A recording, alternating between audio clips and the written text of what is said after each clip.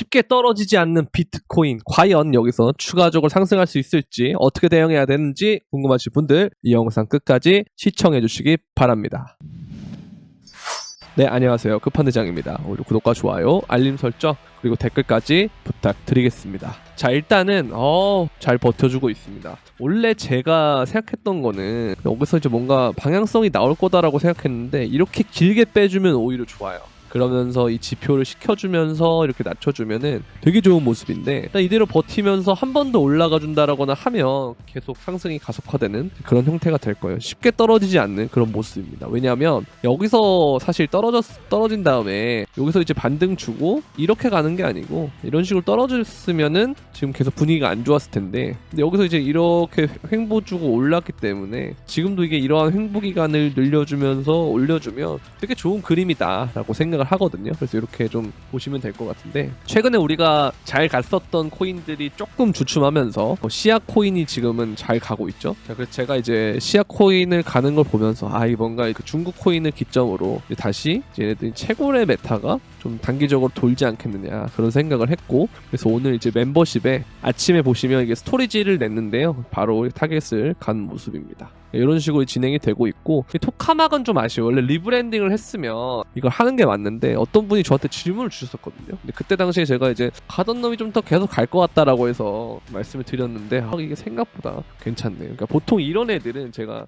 차트가 이렇게 되잖아요. 여기서 이제 수렴을 뚫고 올라가게 되면 여기서 리테스트 이후에 좀 지속적으로 갈 가능성이 좀 있습니다. 토카막은 좀 눌림 나오면 여러분들이 조금 주목해봐도 될 것 같아요. 얘가 이제 원래는 톤이라는 코인인데, 얘가 이제 온더에서 만든 거예요. 온더 이거 김치 코인입니다, 이거. 그래서 이것도 잘 보시면 되고, 그다음에 폴리메쉬도 차트가 비슷하죠. 얘도 이제 픽을 낼까 말까 하다가 이제 둘 중 스토리지랑 얘를 되게 고민을 많이 했었어요. 스토리지가 조금 더 가고 있긴 한데 얘도 차트가 되게 좋다는 거. 그래서 그동안 안 갔던 애들 위주로 좀 가고 있는 거 이렇게 보시면 되고, 샌드박스 역시도 이제 그동안 좀 덜 갔던 애들이기 때문에 좀 디센트랜드 같이 이렇게 힘을 내고 있다, 이렇게 보면 되겠고, 그래서 이런 애들이 아마 가던 놈이 계속 갈 가능성이 좀 있고요.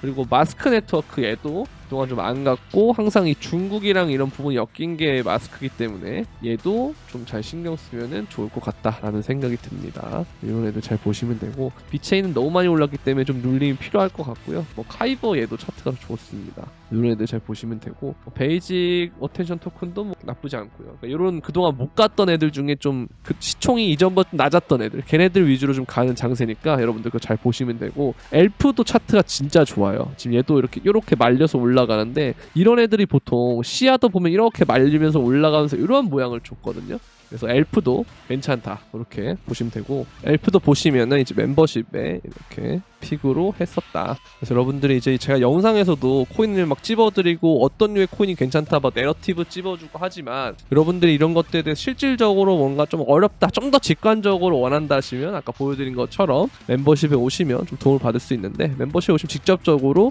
어떤 코인을 어떤 진입가에 사고 언제 팔고 언제 손절하고 이런 디테일한 전략, 그리고 현금 비중, 그 다음에 여러분들이 갖고 있었던 그 포트폴리오에 대한 앞으로의 방향성, 이런 것들을 저한테 질문해 주시면 제가 답변을 또 드리니까요. 소통도 잘 하고 그런 곳이니까, 여러분들 멤버십에 오시고 싶으신 분들은 구독 버튼 옆에 있는 가입 버튼을 통해서 멤버십에 들어오신 다음에 유튜브 커뮤니티란에 회원 전용 커뮤니티가 있어요. 거기에 이제 아까 보여드렸던 멤버십 텔레그램 주소와 카톡 소통방이 따로 있거든요. 그래서 두 가지 링크를 모두 들어오시면 되겠습니다. 그렇게 보면 되겠고요. 자, 지금 보시면 이제 어제 폴리곤이 되게 많이 올랐는데요. 보시면 여기 이런 재료가 있다고 해요. 그래서 매틱과 관련된 비공식 느낌의 소식이 나왔는데, 그러면은 매틱 창립자와 매틱 로드맵에 대해 이야기했고, 아무도 얘기하지 않지만 아이겐레이어 호환되면 매틱의 TBL과 TPS는 폭발할 거다, 이런 얘기인데, 아이겐레이어 얘가 진짜 좀 대박 프로젝트긴 해요. 근데 제가 항상 여러분들한테 이 얘기를 드리면서 블래스트 때도 좀 말씀을 드렸던 것 같은데, 상승장 맞춤 프로젝트예요.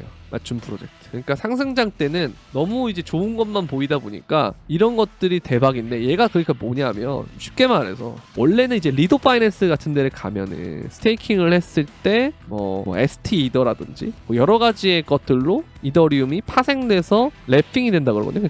그런 걸 해가지고 또 이거를 쓸 수가 있어요. 그러니까 원래 일반적으로 스테이킹을 넣으면 그 자산에 이더리움이 내게 묶여 있으면 거기에 대한 이자 수익밖에 얻지 못하는데, 이거를 스테이킹을 했다라는 그 토큰을 새롭게 발행을 해서 이 토큰을 가지고 새롭게 활용할 수 있는 이제 그런 것들을 나오게 되는데 얘는 여기서 한 단계 더 가서 여기에서 나온 이 ST 이더를 가지고 한 번 더 여기다 넣어버리면 새로운 걸 또 만들어주는. 그러니까 이게 원리가 어떻게 되냐면 계속 새로운 걸 만들어낼 수가 있는 거예요. 그럼 이 버블이 계속 키워지잖아요. 그쵸? 그러면 이게 뭐랑 똑같냐? 사실 제가 봤을 때는 뭐 아니라고는 하지만 요 위험성이 있어요. 서브프라임 모기지라는 위험성이. 자, 그런데 이게 상승장 때는 이것 때문에 엄청나게 올라갔죠. 부동산 가격이 올라가는데 엄청난 요인을 끼쳤는데, 근데 이게 하락장이 됐을 때는 얘가 무너지면서 다 붕괴가 왔잖아요. 그래서 제가 항상 여러분들한테 걱정을 미리 말씀드린 이유가 대비하라는 말씀인데, 상승장까지는 이러한 요인들 때문에 엄청나게 오를 거예요. 그래서 제가 제 생각에는 이번에 상승장이 알트가 정말 많이 오를 거다라는 생각이 들거든요. 그래서 그런 생각이 있고, 근데 이제 이게 나중에 하락장으로 바뀌면 연쇄청산이 날 가능성이 있다는 거죠. 그래서 이때는 여러분 조심해야 된다. 그래서 지금 우리의 장세가 엄청나게 올랐다가 엄청나게 떨어질 수 있는 그런 요인이 있기 때문에 우리는 이 시점을 잡고 이 다음에 이 영역에서는 존버하면 안 된다. 요번에는 진짜 존버하면 안 된다라는 생각으로 해주셔야 돼요. 그리고 뭐 예를 들어서 이렇게 올랐다가 쭉 빠진 다음에 이런 식으로 정상화될 때 이때는 이제 장투해야 됩니다. 실제로 이때부터는 뭔가 계속 우상향하는 구조로 될 거기 때문에 이때는 정말 여러분들이 주식 사듯이 가치 평가를 해서 오래 들고 갈 코인을 잡아야 돼요. 뭐 비트코인 플러스 오래 들고 간 알트, 뭐 비트코인 이더리움 플러스 오래 들고 간 알트, 이런 식으로 진입 시점을 잡아주셔야 되는데, 그래서 이런 부분들 좀 봤을 때는 아무래도 이 아이겐 레이어가 나올 때쯤에 이더가 엄청나게 폭발적인 영향을 받고 특히 뭐 매틱도 있으니까 이더리움이 뭔가 결론적으로는 제 생각에는 생각보다 많이 오를 가능성이 있다. 요 얘기를 저는 드리고 싶습니다. 이더리움은 항상 저는 저평가라고 생각하거든요, 당분간은. 그래서 제가 여러분들한테 예치 메타나 이런 것들에 대한 영상을 자꾸 소개해드리는 이유가, 이더를 가만히 들고 있으면 뭔가 이제 다른 알트들 올라가는 것보다 그 순간에는 상승률이 덜하기 때문에 좀 아무래도 유혹에 빠지기 십상해요. 갈아타고 싶은 유혹. 그래서 그거를 뭔가 어느 정도 여러분들이 그걸 자제하게끔 만들면서 추후에 새로운 코인까지도 에어드랍 받을 수 있는 그 예치 메타를 해놓는 게 좋지 않겠냐라고 해서 제가 요즘에 예치 메타에 대한 영상도 되게 많이 올리고 하고 있는데, 오늘도 제가 뭐 진짜 시간이 나면은 또 한 가지 영상 올릴 테니까 많은 시청 부탁드리겠습니다. 자, 그리고 보면은 비트와이즈에서 최대 유입액인 126만 밀리언이죠. 126만이에요. 그래서 이게 이전 기록은 126만이면은 그거죠. 1억이죠. 1억 2,600이죠. 1억 2,650만. 그래서 이전 기록은 6천만인데 초기 징후는 오늘 총 흐름이 엄청난 것이다. 그렇죠? 그런 것들인데 이런 걸 보면은 점점 유입이 많이 되고 있다는 거. 근데 이제 뭐 유일한 주의 사항은 제네시스가 GBTC 주식 13억 달러를 언로드를 하고 있다. 뭐 이런 얘기인데, 얘네들의 어떤 그 매도세만 막아내면 끝이라는 건데 거의 다 막았고요, 제 생각에는. 그리고 플러스로 또 뭘 할 수 있냐, 얘네들 것까지 다 손바뀜이 되고 있어요. 제가 항상 그런 얘기 많이 하잖아요. 이게 질서 있는 퇴장 중이다, 질서 있는 퇴장을 하고 있다, 그런 얘기를 드리고 싶습니다. 질서 있는 퇴장, 그렇게 보면 될 것 같아요. 아시겠죠? 자, 그리고 이거를 보면 제가 이 차트만 보잖아요. 여기서의 모양만 보면 뭔가 이렇게 더 오를 수도 있다고 생각했는데, 근데 여기서부터 이렇게 추세선을 그어보면은 지금의 자리가 도미넌스상 저항을 받고 있는 자리이기 때문에 이제 뭔가 만약에 저항을 이렇게 받는다,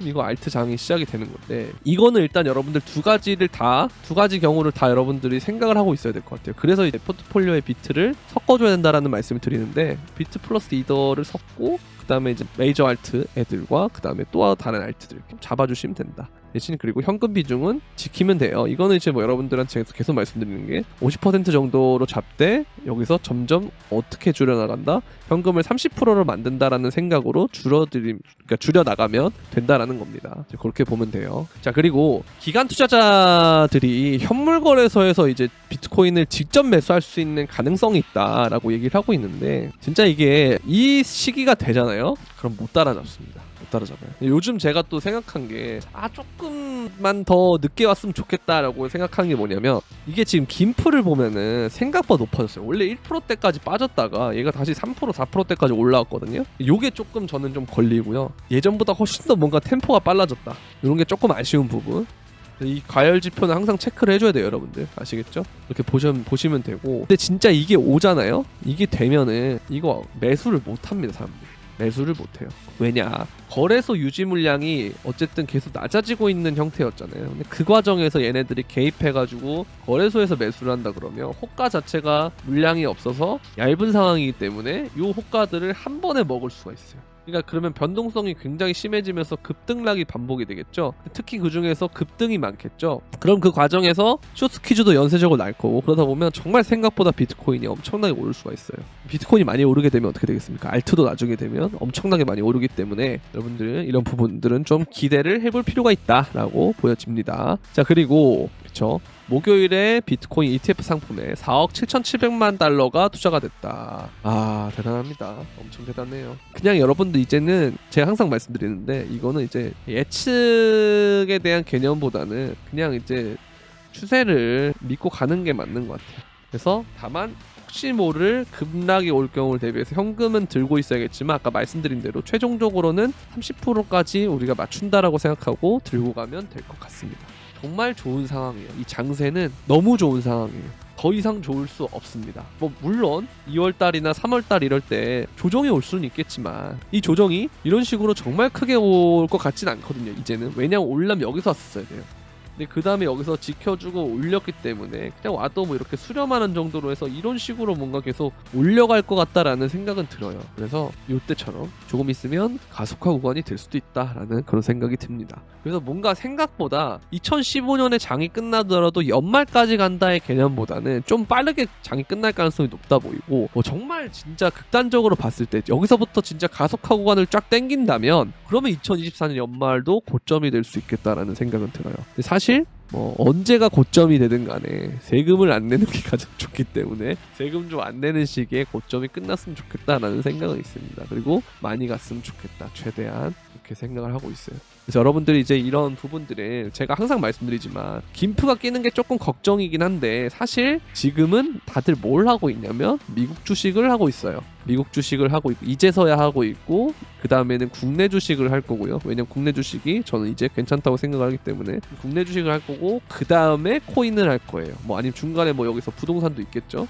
이걸 다 하고 난 다음에 이들이 코인으로 올 때, 그리고 그러고 왔을 때 돈을 조금 벌어갔을 때가 고점일 가능성이 매우 높다. 그래서 지금의 김프는 아직까진 걱정 안 해도 되는데, 여러분들이 해외에다가 돈을 두면 더 좋겠죠. 그래서 해외 거래소를 좀 쓰는 거를 좀 저는 좋을 것 같다라는 생각을 하고 있습니다. 자, 그리고 아크 21 세어즈가 이더리움의 현물 ETF에 대한 신청서를 업데이트하고 있다는데, 이거 되게 중요한 건데요. 그러니까 아크 인베스트먼트가 신청해서 중요한 게 아니고 내러티브를 조금 있으면 받을 가능성이 있어요. 그러니까 뭔 소리냐, 무슨 소리냐. 제가 이더리움은 항상 저평가라고 말씀드렸잖아요. 자, 비트코인도 보면은 이때 2023년 10월 26일에 가짜 ETF 승인부터 현물 ETF가 진짜 승인되는 한 3개월 동안 계속 올랐어요.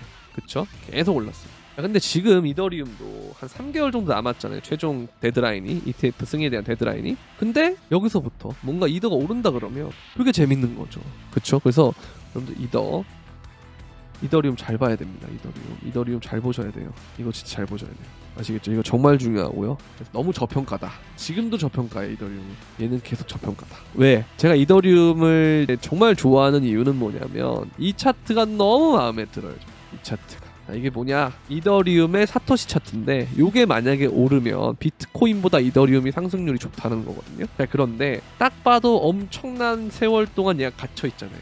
2017년부터 2024년까지. 그럼 여기서 만약에 얘가 수렴이라는 건 위에 방향도 있고 아래 방향도 있지만 위로 뚫었을 때, 그때는 어디까지 갈지 모릅니다. 그쵸? 그냥 패턴상으로만 봐도 요만큼만 올라간다 해도 진짜 뭐 0.3 이런 데까지도 갈 수가 있어요. 0.3이 뭐냐? 0.3 BTC가 1 이더라는 거예요. 자, 그러면 이더리움이 하나의 가격이 0.3 비트코인이면은 지금의 비트코인이 지금 1,000원대잖아요. 그죠? 근데 얘가 더 올라서 뭐 한 2억이나 이런 데 간다. 그럼 이것만 하면은 6천만 원이거든요? 그쵸?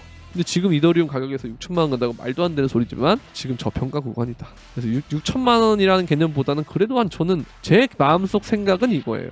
2천만 원. 이게 왜 2천만 원이 중요한 가격이냐면 2017년에 비트코인의 고점이 2천만 원대였으니까. 그래서 그 부분을 좀 생각해보면 그 정도 가격까지는 충분히 갈 수 있지 않을까? 혹은 기대해볼 수 있지 않을까? 라는 생각이 들어서 이런 부분들을 여러분들에게 말씀드리는 건데요. 이더리움 정말 가능성이 있습니다. ETF 얘기도 있고요. 그 다음에 얘는 머지 이후에 공급량이 줄어들고 있어요. 디플레이션 되고 있어요. 비트코인은 공급량을 개수를 줄이는 게 아니고 그쵸? 발행되는 양의 개수를 줄어드는 거잖아요. 반감기를 통해서. 그럼 얘는 2100만 개까지 어쨌든 시간이 지날수록 늘어나는 일밖에 없는데 이더리움은 지금 개수가 오히려 줄어들고 있으니까 이 부분에 있어서는 정말 좋을 것이다 라는 그런 생각을 하고 있어요.